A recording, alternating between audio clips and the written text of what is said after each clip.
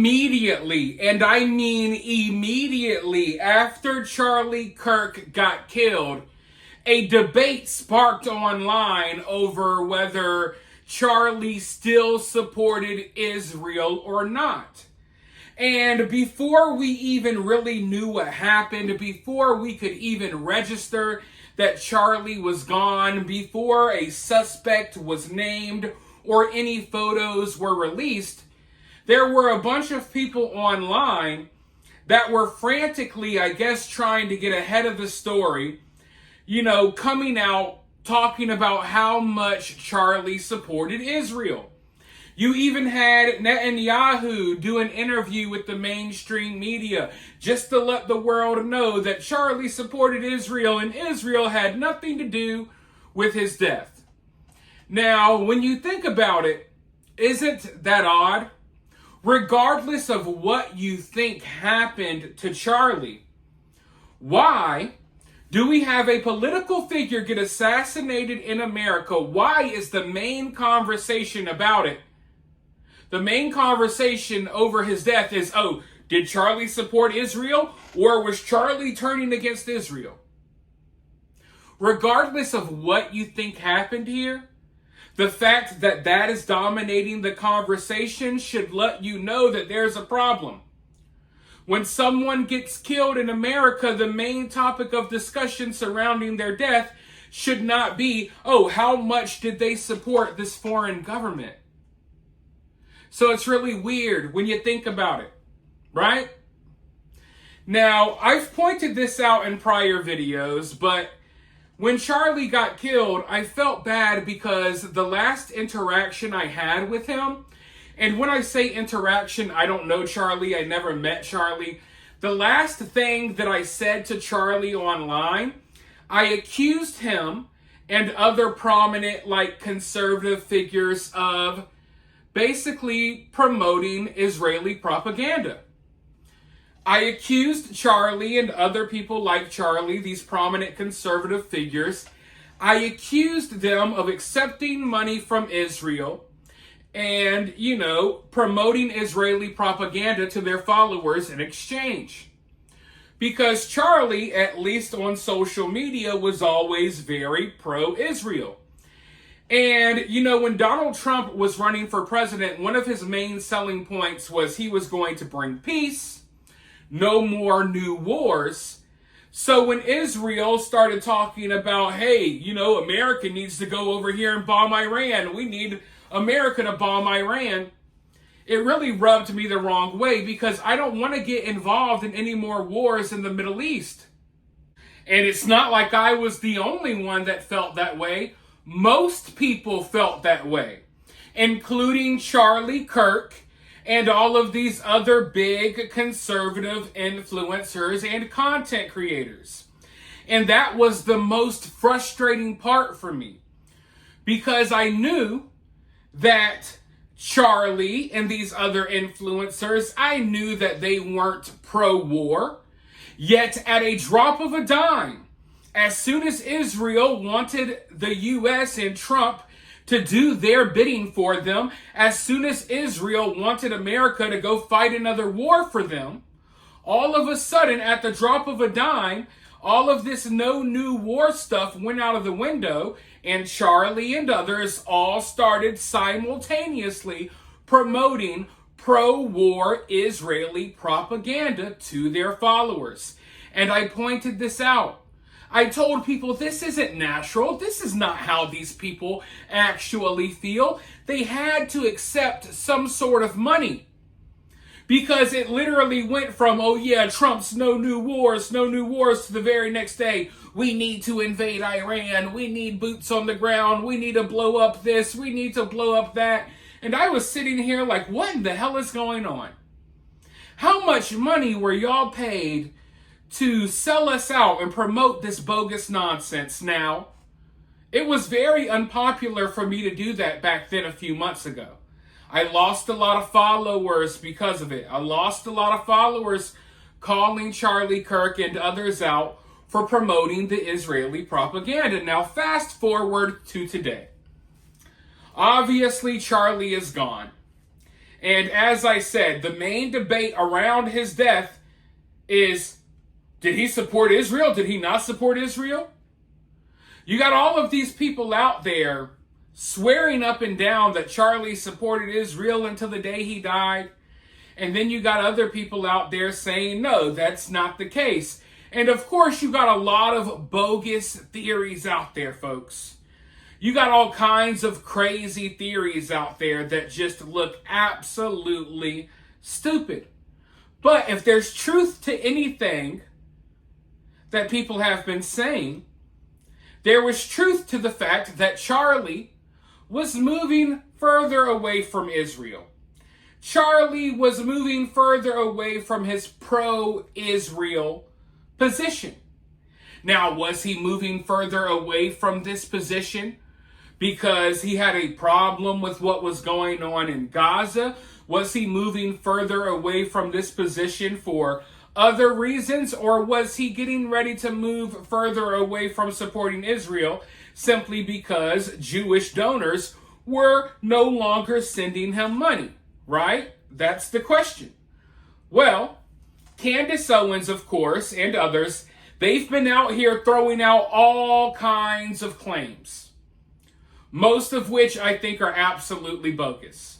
But the one claim that I do believe is real was that is that Charlie was kind of moving away from his pro-Israel stance. Now, yesterday, Candace Owens actually dropped a screenshot of a group text exchange between Charlie and some people close to Charlie. Now, TPUSA themselves, before anyone asks, because I know some people were saying that these messages were fake, TPUSA has already confirmed that these messages that Candace Owens released are real. My problem, though, is this. Candace has released these messages, and she and others are using these messages as if it's evidence to back up all of the crazy claims they've made. These messages do not back up most of the claims that are out there on the internet. But these messages do back up the fact that Charlie was moving further away from Israel. But that's not what they really want to prove with the messages that Candace Owens released. They feel like they can provide this little tidbit of evidence and that it will be enough to prove that everything they've said so far is true. And it just doesn't. Now, before I go any further, let me go ahead and read the text exchange for you. This is from Charlie. Just lost another huge Jewish donor. $2 million a year because we won't cancel Tucker. I'm thinking of inviting Candace. Ugh. Jewish donors play into all the stereotypes. I cannot and will not be bullied like this, leaving me no choice but to leave the pro-Israel cause. Now someone else replies and says, please don't invite Candace. That might feel good short term, but it's not good in the long term, in my opinion. Like all groups, you're going to get wide variety of opinions. That nasty free will thing that God bestowed on us makes life frustrating at times. So, these messages straight up prove that there were lies out there, that people were lying about Charlie being so pro-Israel until the day he died. It looks like there were conversations, at least, about Charlie moving away from his pro-Israel stance. Without a shadow of a doubt, these messages prove that. But here's my problem. These messages aren't just being presented as if, hey, this is evidence that backs up claims that Charlie was not as pro-Israel as you think. No. These messages are being used to prove that all of the other outlandish claims are true. Now, what are some of those outlandish claims? Because the claims go well beyond, Charlie wasn't supporting Israel anymore. Okay? Let's not forget. I'm going to name, I can't remember them all because people have gone crazy. But let's just name a few things that Candace Owens and others, her friends, have spread over the past couple of weeks. They said that people jumped out of a trap door in the ground and killed Charlie. These text messages do not prove that. They also claim that Charlie got shot from behind. Now, if Charlie got shot from behind, how did Charlie get shot from the trap doors that were in front of him? I don't know. But the text messages don't prove that happened. Now, they also said that Charlie got killed by his own bodyguard, and that his bodyguard was using a cell phone gun. Now, if the bodyguard killed Charlie, how did Charlie get shot from behind, but also get shot by people who jumped out of secret tunnels?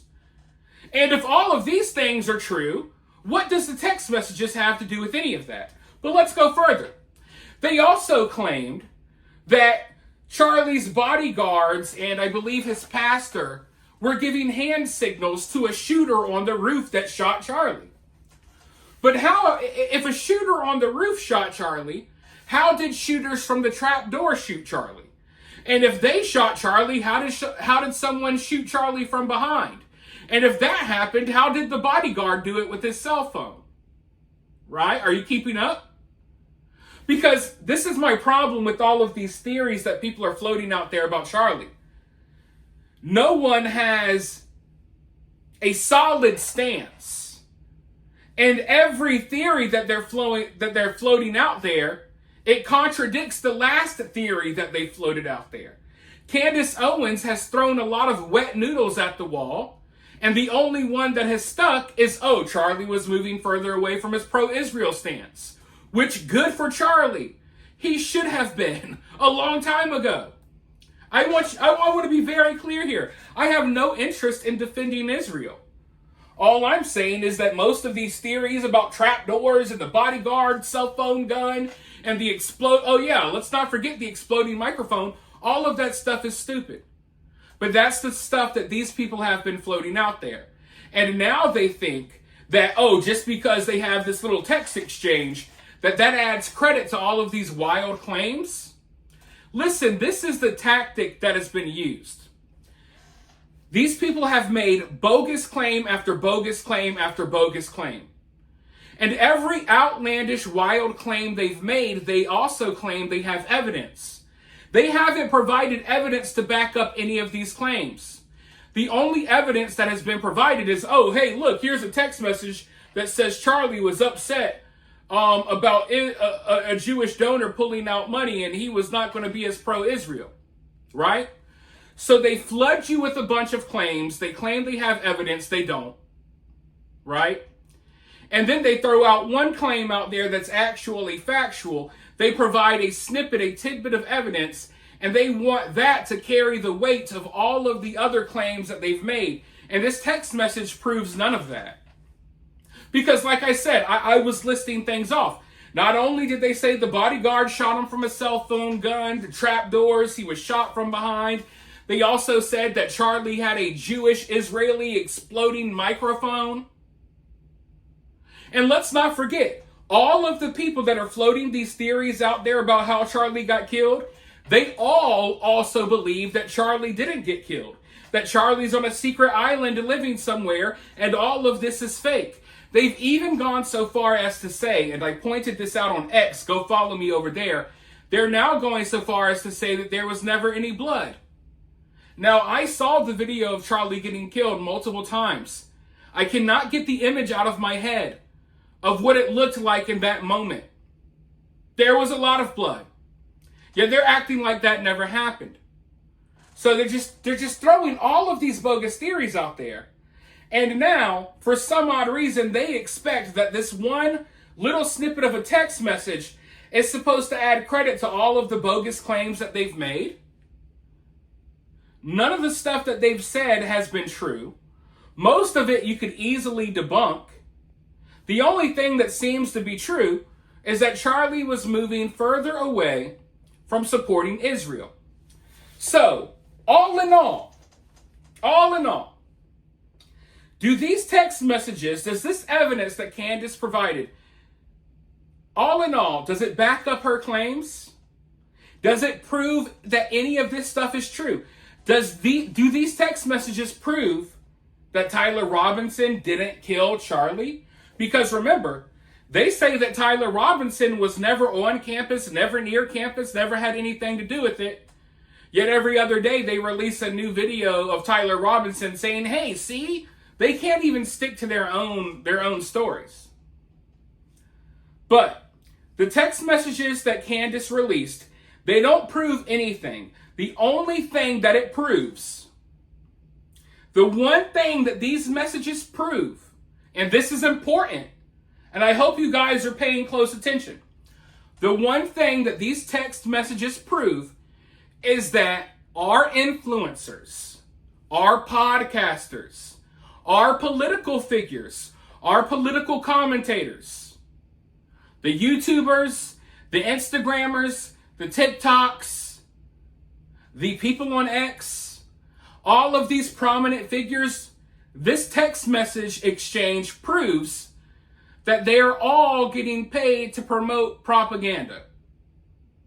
Charlie was getting paid, or they were donating $2 million a year to Turning Point USA for Charlie to promote pro-Israel propaganda.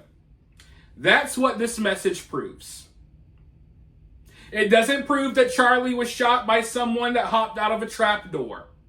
These messages don't prove that Tyler didn't do it. These messages don't prove that Charlie's microphone exploded. These messages do not prove that Erica, his wife, was in on his assassination. The only thing these messages prove is something that I've been warning people about for years, something that I've lost a lot of support for pointing out. The only thing these messages prove is that a lot of the people you watch and listen to are bought and paid for by foreign countries to promote propaganda to you, to promote certain messaging to you that they don't even agree with. So if the $2 million donor didn't back out of giving Charlie this $2 million, Charlie was not going to move further away from his pro-Israel stance. So now you got to ask, what's really going on in this country? And why is it every single situation that we got going on, it all comes back full circle to, Israel and Palestine and Gaza. I wish I would never have to hear the name or word Israel, Palestine, Gaza again. I wish I could mute this stuff out of my life. But we can't. Because America, you see, we're caught up in a civil war. And I don't mean the civil war that's going on between American citizens, no. There's a civil war being fought over your opinions. And these independent journalists and streamers and YouTubers and all of these people who you think are just independent, they're all being paid by foreign governments and foreign countries to promote propaganda to you. There's a hell of a lot of people, and it just got exposed, that people are being paid $7,000 a post now to promote Israel propaganda. There's a lot of people promoting Israeli propaganda that are getting paid out the wazoo to do so. And there's a lot of people that are getting paid to promote anti-Israeli propaganda. And then there's people like me in the middle. I'm not getting paid by anyone. And there's people like you in the middle. You're not getting paid by anyone.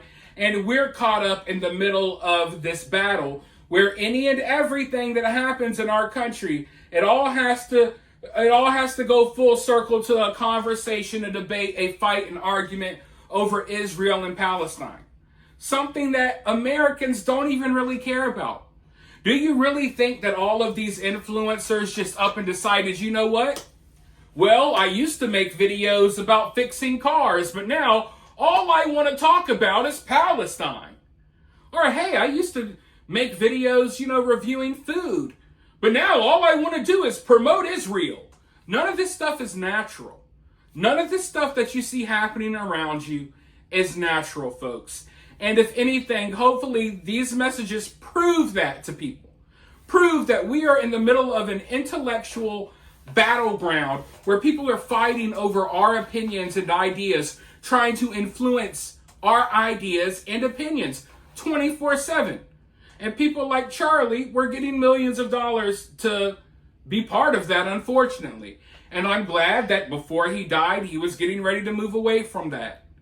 Because that's not good. That's not okay to be accepting money from foreign countries, promoting stuff to Americans. I'm America first. And when I say America first, I mean putting America first and putting our issues here in America first before we worry about Israel. But now you know why everyone is so enwrapped in this conflict. It's not because they care about Jewish people. It's not because they care about the Palestinian kids that are getting blown up. No, it's because they're getting paid by foreign governments to basically influence you and how you think. And it's always an uphill battle for people like me. I'm not accepting money from either side, so I'm going to get attacked from both sides for pointing this out. But that's the reality of the situation that's going on. You guys can let me know what you think about it, though, down in the comments below. While you're down there, hit that thumbs up, hit that subscribe, ring that notification bell, and I'll talk to you all very soon in the next one.